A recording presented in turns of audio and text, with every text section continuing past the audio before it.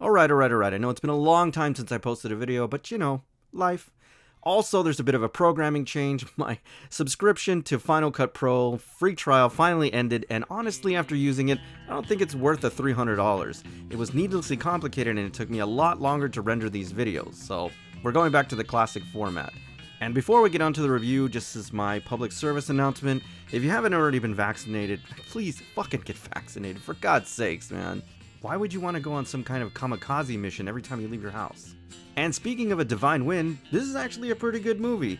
This is my official review of The Suicide Squad. Let's take a closer look. So I'm still trying to figure out if this is an official reboot and really a middle finger to the previous films, or it's simply tastefully satirizing them. I don't know, you decide, or leave a comment in the comments section. Either way, this format actually really worked. So even if you're not a super DC fan, or maybe just saw the previous films, I think you're pretty aware of the premise here. You're a mega criminal in the DC universe, you've been locked up, and in order to get 10 years knocked off your sentence, you agree to have a bomb placed in the base of your skull and go on a suicide mission. Hence we have the film Suicide Squad. Now the difference this time around is the execution. What I really like about this film is a lot of the wacky, zany crap that happened in the previous films is actually been toned down and a little bit grounded more in reality, as much as it can be for a DC movie. I think I've said this before. Now, one of the many changes in this film, or this version, is that they set the tone very early on. I mean, I don't want to spoil anything, but it is freaking hilarious what happens in the first 15 minutes of this film. Also, I have to say, it certainly earned the R rating because this film is gory as hell. I'm talking about like slasher film movie gory. I also have to say that this movie is a lot more focused than the previous movies, particularly with the story. It's not groundbreaking, it's not revolutionary or anything we haven't seen before, but at least the motivations of the characters make a lot more sense in the scenario that they're in. The special effects look really good in this movie. Nothing looks like it's on a green screen, and that's saying a lot since they had to animate a giant shark for most of this film.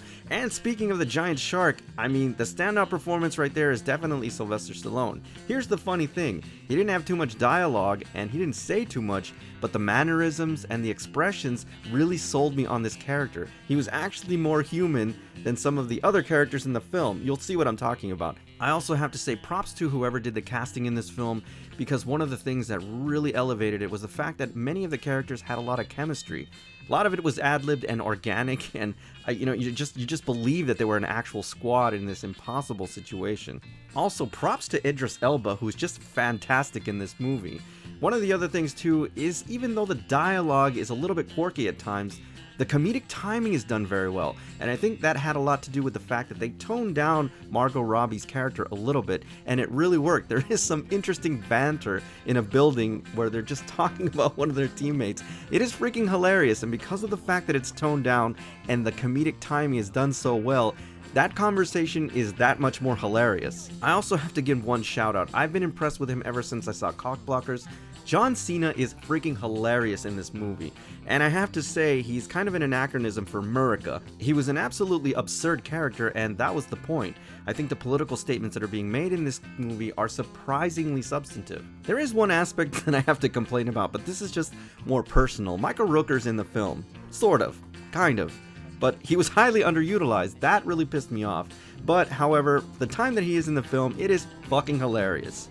Overall, guys, I have to say the Suicide Squad was actually pretty good. It definitely learned from the mistakes of the previous films.